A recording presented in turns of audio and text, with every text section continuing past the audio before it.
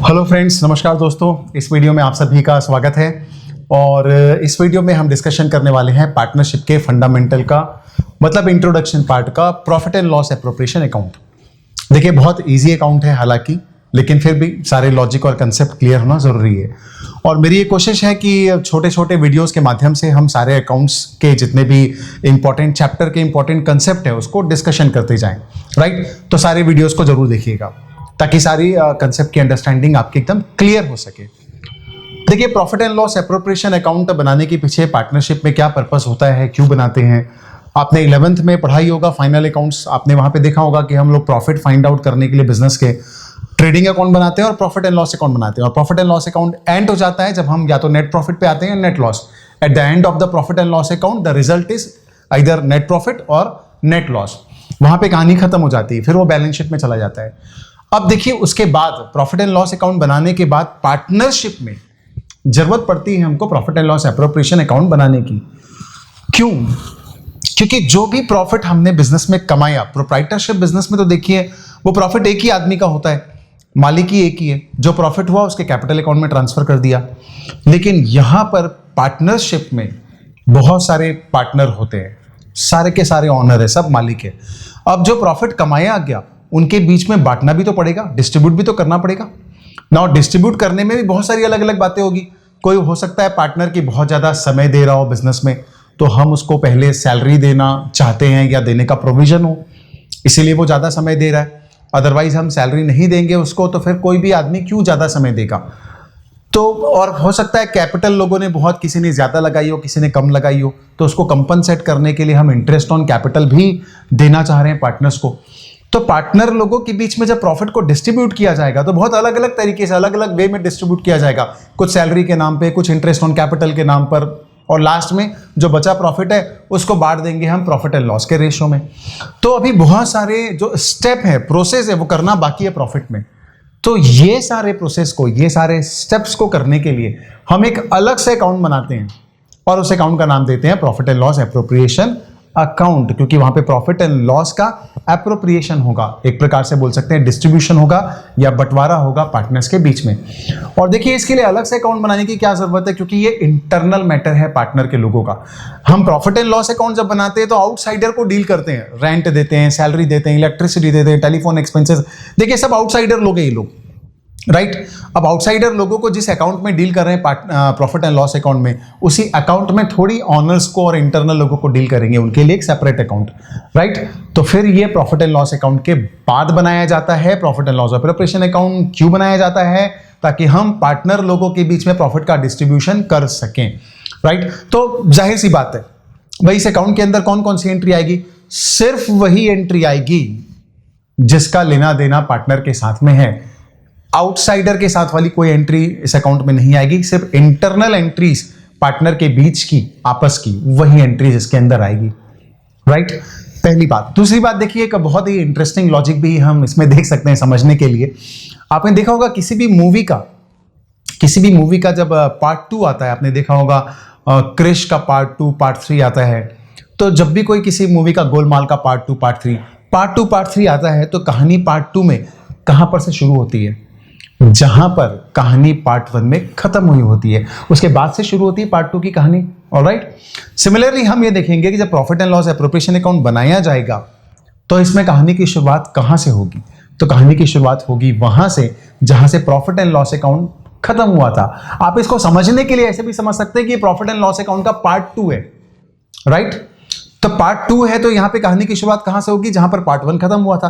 Part 1 कहां पर खत्म हुआ था? नेट प्रॉफिट से। तो वही नेट प्रॉफिट यहां पर profit and loss appropriation account में आएगा और हम वही से शुरुआत करेंगे। तो इसका फॉर्मेट सबसे पहले देखते हैं, राइट। क्या फॉर्मेट होता है? तो profit and loss appropriation account simple debit और क्रेडिट, दो साइड होंगे इसके, राइट। और दो साइड में इसकी जब शुरुआत होगी तो हम सबसे पहले शुरुआत कहां से करेंगे? नेट प्रॉफिट से इसकी शुरुआत करेंगे। नेट प्रॉफिट को हम लिखेंगे क्रेडिट साइड में लिखेंगे, राइट। अगर नेट लॉस हुआ तो डेबिट साइड में आएगा और अगर नेट प्रॉफिट है तो क्रेडिट साइड में आएगा। तो क्रेडिट साइड में हमने लिख लिया प्रॉफिट, राइट। अब डेबिट साइड में कौन कौन से ट्रांजैक्शन और कौन कौन से आइटम आएंगे? देखिए, जो कुछ भी हमको पार्टनर को अलग अलग नाम से देने हैं, जिस बात के पैसे भी देने हैं, वो सब आएंगे profit and loss appropriation account के डेबिट में। जैसे कौन कौन सी बातों के पैसे देने हो सकते हैं? इंटरेस्ट ऑन कैपिटल, उसका पैसा हम उनको देंगे। जिस पार्टनर ने जितना जितना कैपिटल लगाया हुआ है उसके ऊपर जो उसका इंटरेस्ट बनता है, राइट, वो सब हम पैसा देंगे।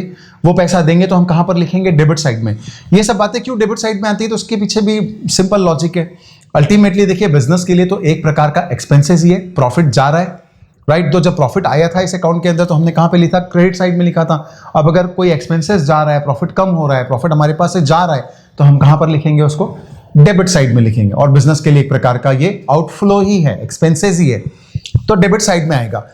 नाउ इंटरेस्ट ऑन कैपिटल के अलावा आप पार्टनर को क्या दे सकते हैं? आप पार्टनर को दे सकते हैं सैलरी, कोई ज्यादा काम करता होगा उसके कारण। आप दे सकते हैं कमीशन, किसी पार्टनर ने कुछ एक्स्ट्राऑर्डिनरी काम किया होगा उसके लिए, उसको कंपनसेट करने के लिए कमीशन, राइट। रेम्यूनरेशन किसी प्रकार का पार्टनर को। तो जैसा आपने पार्टनरशिप डीड में डिसाइड किया होगा, म्यूचुअल अंडरस्टैंडिंग में डिसाइड हुआ होगा, वैसा आपको पैसा देना पड़ेगा। तो वो प्रॉफिट हम जब देंगे पार्टनर को, राइट, तो फिर से वो कहां पर आएगा? डेबिट साइड में आएगा। तो एनी सैलरी और रेम्यूनरेशन और commission to the partner will be recorded in the debit side of the profit and loss appropriation account. All right? तो ये आ जाएगा डेबिट साइड में। अब इसके बाद और क्या आएगा डेबिट साइड में? डेबिट साइड में आने में अगर आप कोई मान लीजिए कोई प्रॉफिट है जिसको आप रिजर्व में ट्रांसफर करना चाहते हैं किसी, राइट, फ्यूचर के लिए, किसी भी पर्पस के लिए, तो वो भी एक प्रकार का इंटरनल पार्टी है। हम किसी आउटसाइडर को पैसे दे नहीं रही है, वो पैसा हमारे बिजनेस में ही पड़ा रहेगा रिजर्व के रूप में। तो any transfer to reserve should also appear in the debit side of the profit and loss appropriation account, तो वो भी डेबिट साइड में आएगा। ऑलराइट, देखिए, आप क्या पार्टनर को देते रहेंगे सारी जिंदगी, या उनसे कुछ ले भी सकते हैं, वसूल भी सकते हैं, किसी बात का पैसा ले भी सकते हैं। एग्जाम्पल, मान लीजिए पार्टनर लोगों ने ड्राइंग किया है, मतलब बिजनेस से पैसा निकाला है घर की जरूरतों के लिए, तो अगर उन्होंने ड्राइंग किया है तो हम बिजनेस होने के नाते उनसे क्या करेंगे? इंटरेस्ट चार्ज करेंगे उनकी ड्राइंग्स के ऊपर, क्योंकि आपने बिजनेस का पैसा यूज किया है। ऑलराइट, तो जब हम इंटरेस्ट ऑन ड्राइंग चार्ज करते हैं पार्टनर के ऊपर, तो बिजनेस के लिए क्या हो गई? एक प्रकार की इनकम हो गई। और अगर बिजनेस के लिए इनकम हो गई तो इनकम को हम कौन से साइड में रिकॉर्ड करेंगे? क्रेडिट साइड में, राइट। तो जहां पर हमने नेट प्रॉफिट लिखा है क्रेडिट साइड में, वहां पर ही हम क्रेडिट साइड में लिखेंगे इंटरेस्ट ऑन ड्राइंग। जिस पार्टनर से हमको जितना मिलना है कैलकुलेट करके हम लिख लेंगे, राइट। ये इंटरेस्ट ऑन कैपिटल ड्राइंग के कैलकुलेट करने के बहुत सारे वे होते हैं, तरीके होते हैं, वो मैं आपको दूसरे वीडियो में डिस्कशन करके बताऊंगा। ऑलराइट, तो सभी वीडियो इसलिए जरूर देखें।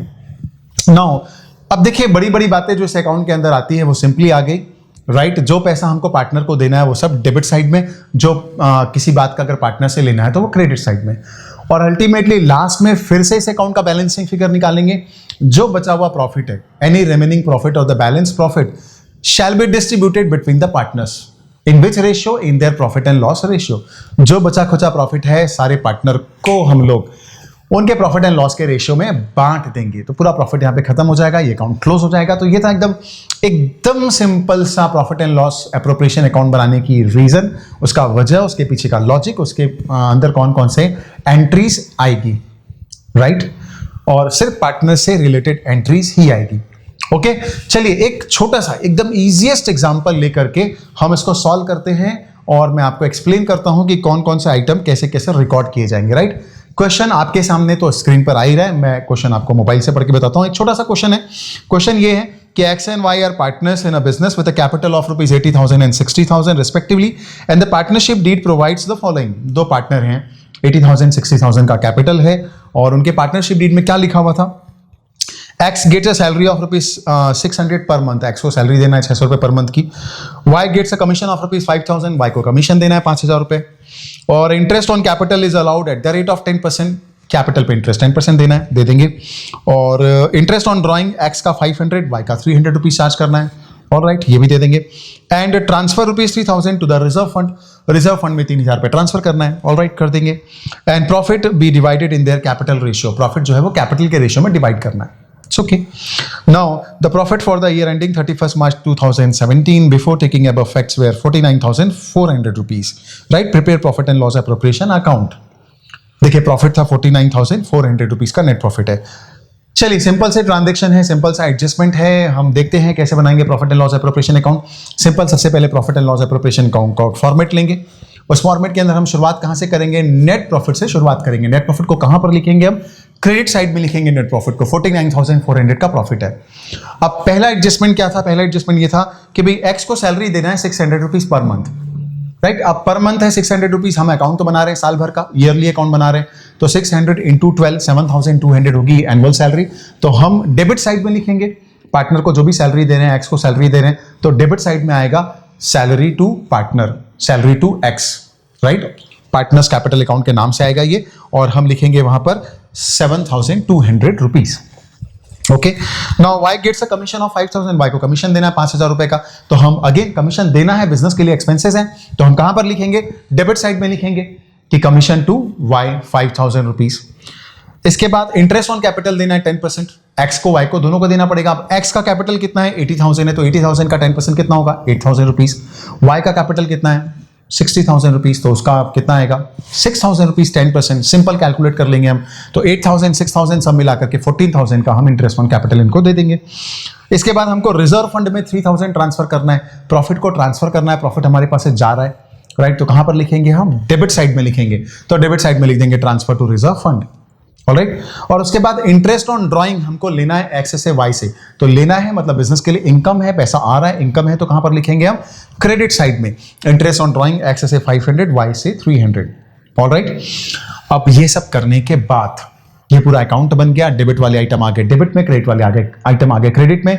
फिर से हम इस अकाउंट का निकालेंगे बैलेंसिंग फिगर कि क्रेडिट है डेबिट से ज्यादा हो या डेबिट है क्रेडिट से ज्यादा, राइट। तो आप देखेंगे क्रेडिट साइड ज्यादा है, डेबिट साइड कम है, तो बैलेंसिंग फिगर आएगा डेबिट साइड में, जिसको हम बोलेंगे again profit, net profit, right, remaining profit. और ये रिमेनिंग प्रॉफिट कहां जाएगा, पार्टनर्स कैपिटल अकाउंट पे। तो रिमेनिंग प्रॉफिट कितना आ रहा है यहां पर 21,000 का रिमेनिंग प्रॉफिट आ रहा है, और ये जो जाएगा ये पार्टनर्स कैपिटल अकाउंट में डिस्ट्रीब्यूट होगा, दोनों पार्टनर को डिस्ट्रीब्यूट होगा, एक्स और वाई को।